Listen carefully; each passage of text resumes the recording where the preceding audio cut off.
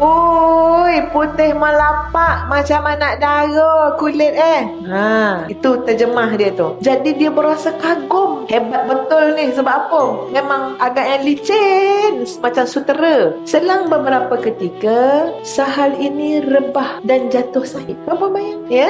Jadi menyebabkan, okey, sahabat-sahabat panggil Nabi SAW. Dan Nabi tanya, kamu boleh agak tak ini angkara siapa? Tengok Nabi tanya soalan. Kamu boleh agak tak ni angkara siapa?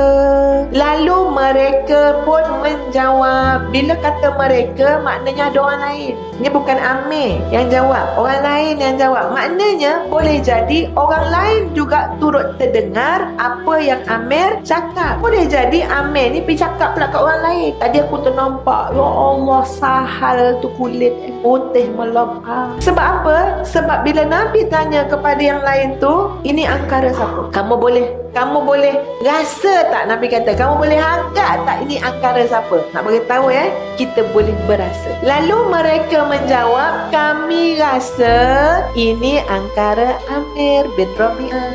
Tengok tuan-tuan, Allah bagi rasa. Sama lah hidup kita juga. Ada banyak benda tu kadang-kadang beratnya. Salah apa berasa lain lah.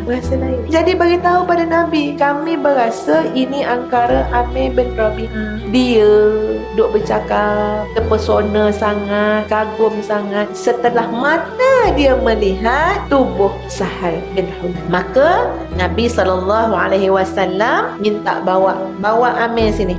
Bawa Amir sini. Nabi kata, kita nak bantu selamatkan ni Sahal ni sedang sakit, yang sedang terbaring. Maka Nabi pun berkata, alama yaqtulu ahadukum akha. Kenapalah antara kamu ni ada yang sanggup membunuh saudaranya? Nampak tuan-puan, berat-berat ayat ni. Kenapalah antara kamu ni ada yang sanggup membunuh saudara dia? Bukan makna ini kiasan, bukan makna bunuh yang kita faham, tapi maksud dia menjadi jalan mudarat kepada saudara dia sendiri, kawan dia sendiri. Atas sebab apa?